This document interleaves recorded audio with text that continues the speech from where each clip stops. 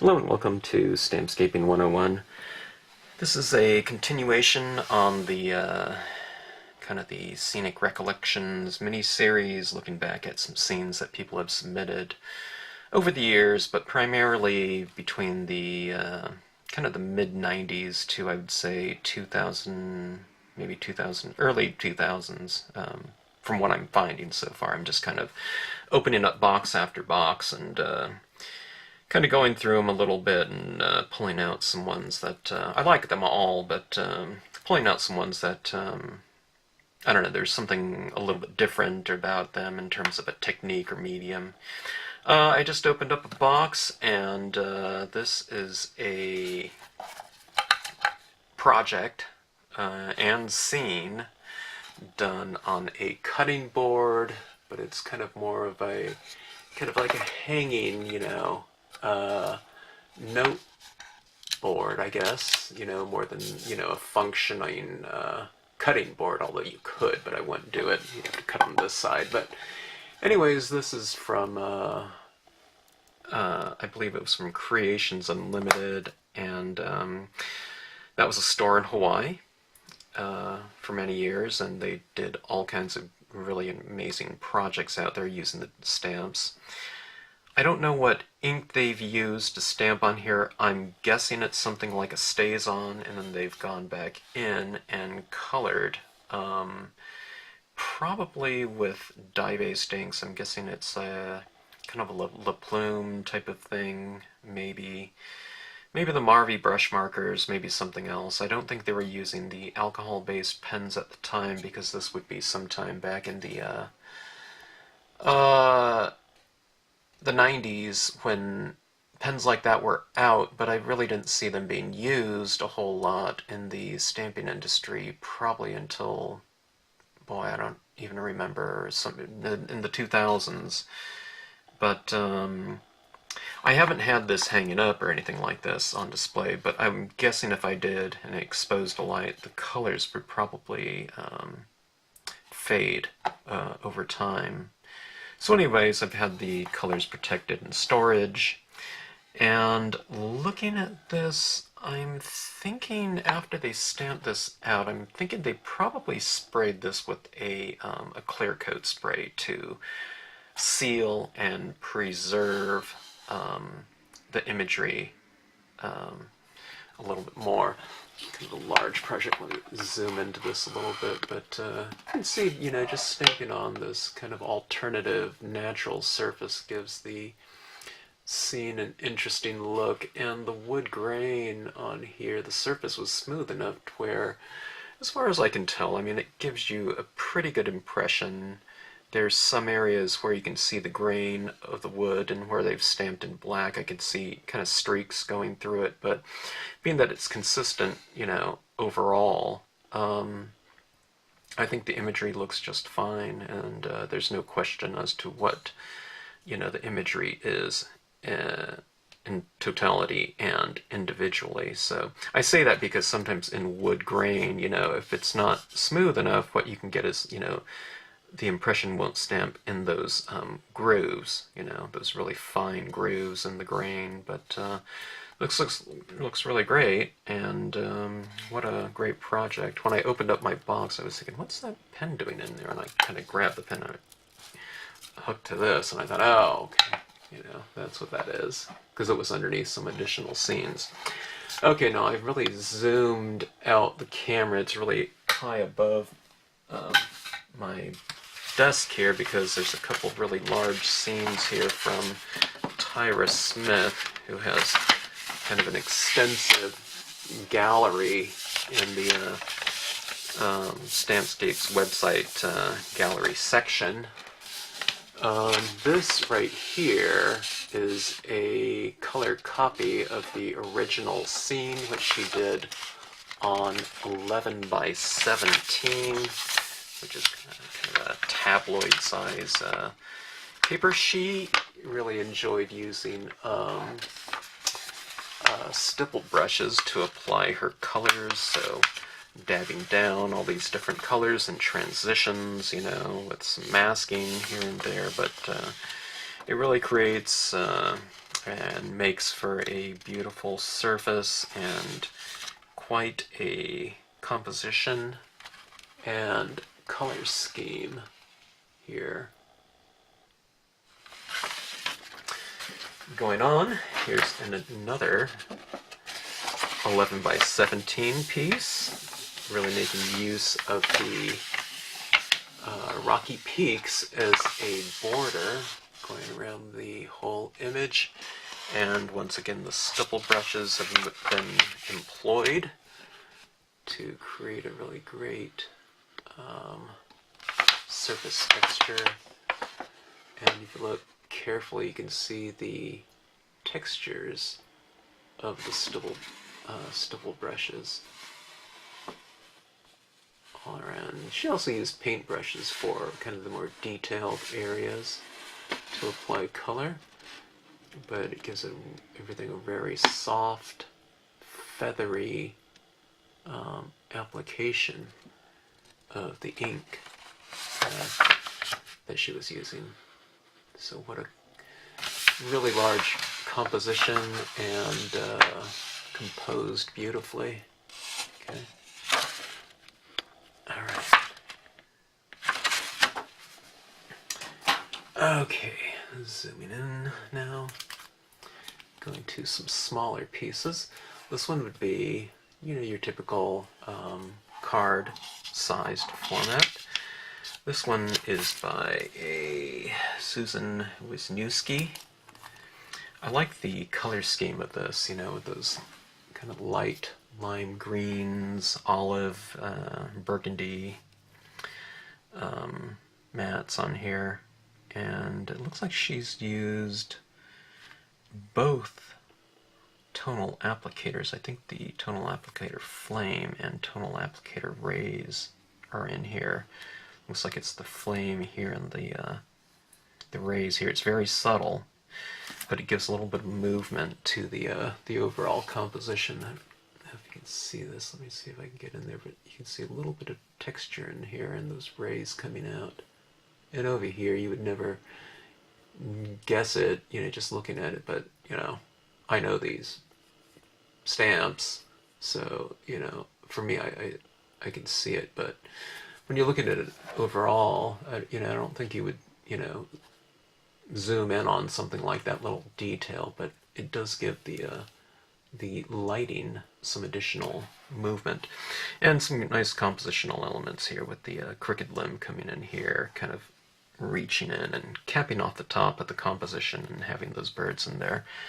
I'm not sure what black she used on there. It looks like it has a little bit of color, so she might have colored these up with some different pens, like a oriental blue and or green and some kind of violet, maybe. I'm not sure. Okay, this scene right here is from a Debbie Baca. I always remember this one because I liked her use of the oak branch here. Very freeform use of it. A lot of it used up here texturally and in different values, one of them being black, of course, and the other one probably being kind of a medium tone brown. But look at that, that's a perfect little kind of whitewater rafting type of image to go in there. And that raft is from Rubber Stamp Avenue. Don't know if they're still around or not. Another scene using the rocky cliffs left and right. I didn't realize I had so many scenes where people have used these cliffs right here. But I always liked that use of that imagery there. That moon, and I guess that's another type of moon there with the craters on it, I'm guessing. I don't know what company those are from. This is from Linda Rudisell. I'm probably going to be butchering names, and if you hear your name and I butcher it, I apologize. This is an envelope from Terry Looper. This is one of the first envelopes, as I recall, from him. And then we received a lot more artwork from him over the years. But I always like this one in terms of the composition and, just how, the text fits in with the scene right here. I'm not sure what technique he used on here. It kind of looks like chalks, but I'm not sure if he was using those so much at the time. There might be some colored pencils as well, I'm not sure. Mary Sprinkle has some really fantastic work up on the website gallery, and I always like how she always has these little kind of quotes in here. This one happens to be, "The greatest joy in nature is the absence of man." But look at this. This one here has kind of these rain textures going in here, and she has the ripples stamp used in here. I don't know how she did those rain streaks, but paired with the ripple stamp, really great use of that image. One of the best usages that I've seen. I don't know what date this is. This is from 2000, so we're going back a ways. Kind of the reversed masked out moon. I see a lot more of that being done these days, and that's a really great technique. This is back, I think, from 2000 as well. Marianne Schallstrom? But I believe what she's done here, looking at that kind of spattery look right there, I believe it's either a kind of an airbrushy type of system using pens, or it's one of those little air ones that you put at the end of like a pen. I used to put it on this pen, and you'd squeeze air onto it, and it would put a fine thing of air, and it would kind of splatter down, and I think that's what this is as far as a technique goes, but I'm not sure. But it sure looks like it. There's some sort of air application of it. But what a great little envelope here with that. Suzanne Lamar.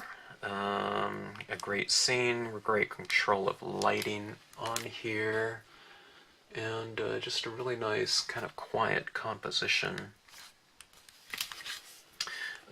Kathy Castongway.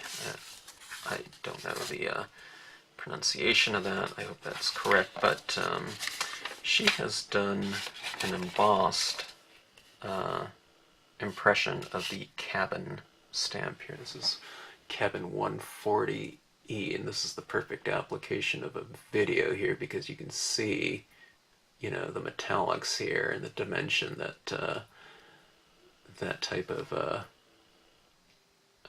medium would provide in terms of a finished piece that you really can't see on a scanned sample. So I don't know, these are all kind of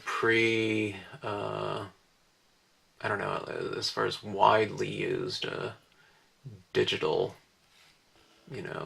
cameras and whatnot. So I don't know if this is on the website or not, because I was doing a lot of scanned samples back then. Well, I was only scanning samples, and all those reflective parts would just look dark.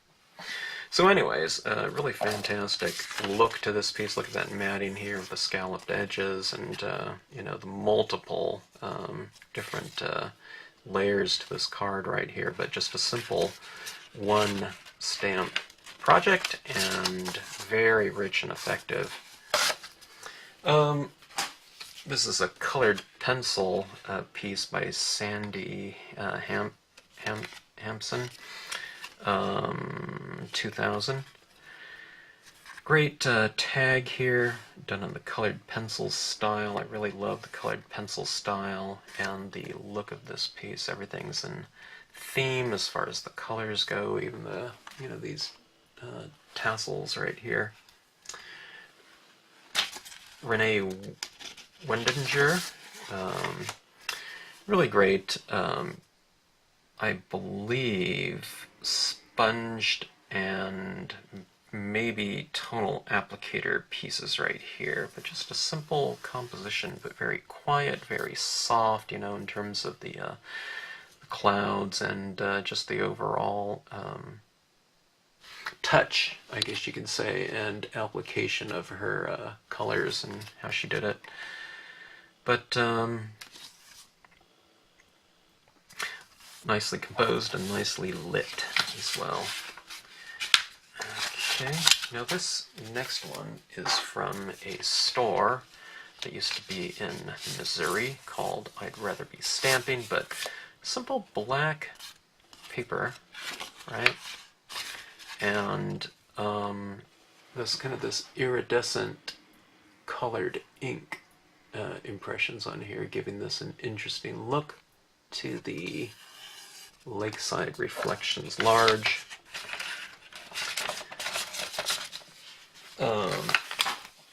Some scenes done by Linda Ellenwood. Some others, you know, some of her other pieces were in the other videos, but she started using some Pearl-X with the stamps. She was a real experimenter in terms of media and, you know, could just master any different look or whatnot in short order. But this is, you can see where it's all shiny right there, that's been embossed, but look at this overall construction of this piece with these flourishes here, and I don't know, it's not really, well, I guess it's kind of collagey, but the Pearl-X is used in the background. Again, this one's with the large cap and stamp. Maybe those came out around that time, so I've seen a lot of samples, but what a great piece right here. You know, she's used that Pearl-X red on here over an embossed impression of the watermill large. Okay, you see that? Yeah, Linda Ellenwood 2000. Okay. And, I don't know, of course, holding this piece is really quite amazing. From a tactile standpoint. I'm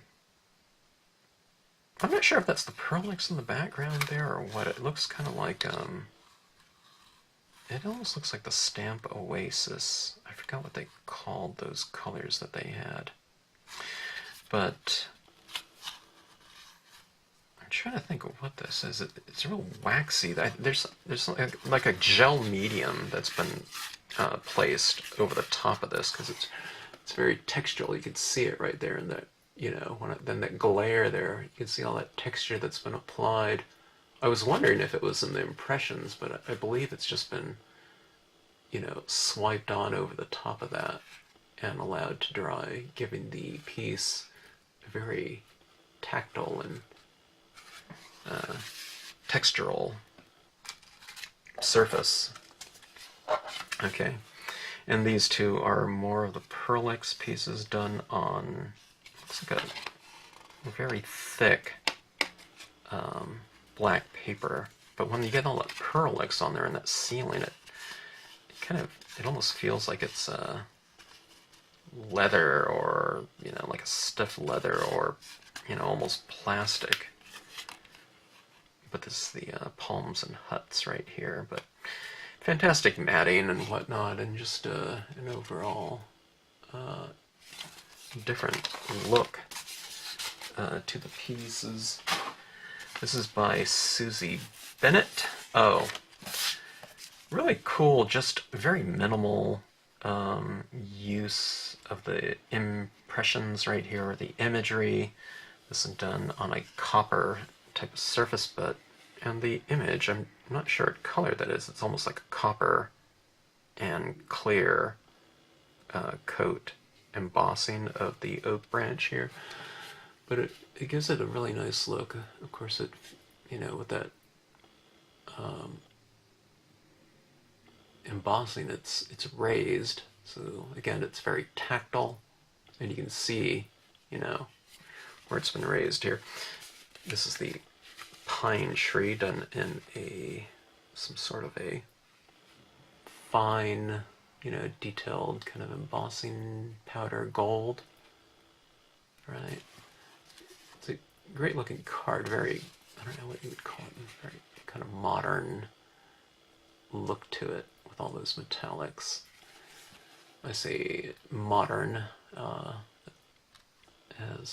and graphic is,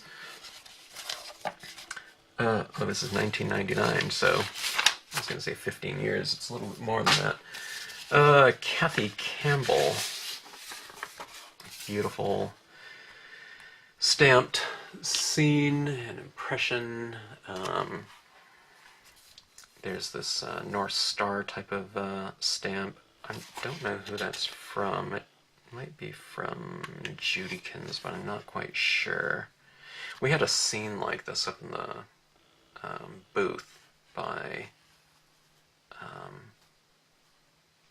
okay, my mind's drawing a blank. Pam from Missouri.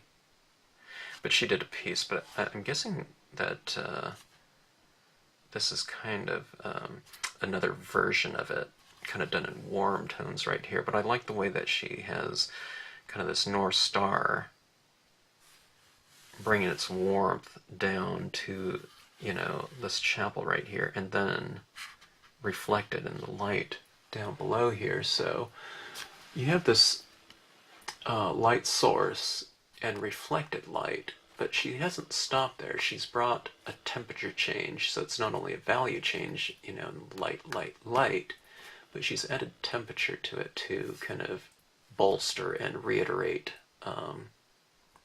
you know, a reflected light type of idea in this scene. So really great composition, bordered by the oak branches and you know, depth being brought into the bottom of the scene with the spruce tree larges right there. This looks like a dye-based ink application. Okay, this one's different here, and this one's another example of, you know, what doesn't work on kind of a scanned piece. Well, you can see it, but this is a watercolor embossing, or just the technique used here is water embossing. Cass and Stacy from 2001. I think it was from a store. I think they owned a store or whatnot, but I think this is like some kind of watercolor paper or something like that, where they have done watercolor on the front here, but then they have embossed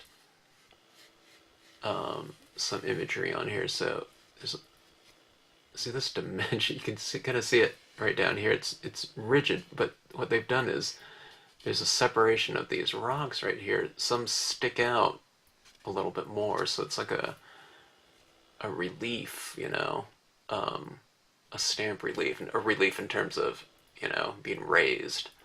So talk about something physically dimensional. This one has been raised and then, you know, used on this card like that.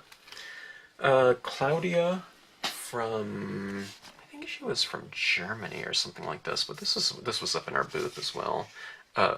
Claudia Vogenreuter, but just matte paper, probably writing paper of some sort, pink. But look at the great use of the imagery down here and colored pencils, so a really great look. This is probably from the mid-90s or something like that, I'm guessing, too. Elisa, 1994, our clouds used in the background, and Space Needle right here. This is Mars Expo. There was a convention there for a couple years. Male Artisan and Rubber Stamp, MARS Expo. A really great show done at the Seattle Center, so she did kind of a commemorative piece right here. Great. And another one of her pieces, done, I don't know what media, but there's a ton of glitter on here, and I've embossed it, so I don't know if you can see it, but you can kind of see a little bit of that reflective quality of the metallic medium that she used in there. I don't know what it is. I didn't write it down. A couple pieces from our client in the United Kingdom. They've been carrying our stamps for many years, but a couple envelopes here. They used my cloud here from a Stamp in the Hand company. I did a lot of images for them back in the 80s and early 90s. But just some really nice monochromatic compositions.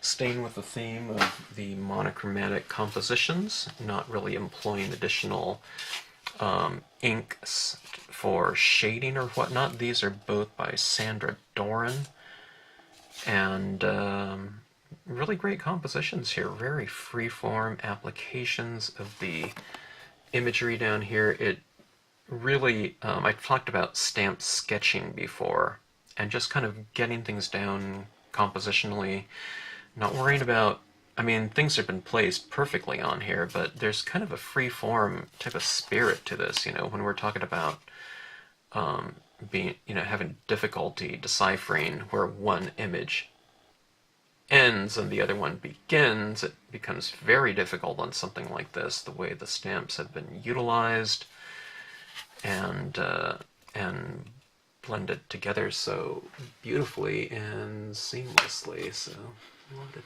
detail in here. It reminds me of another piece. Let me pull that one out right now.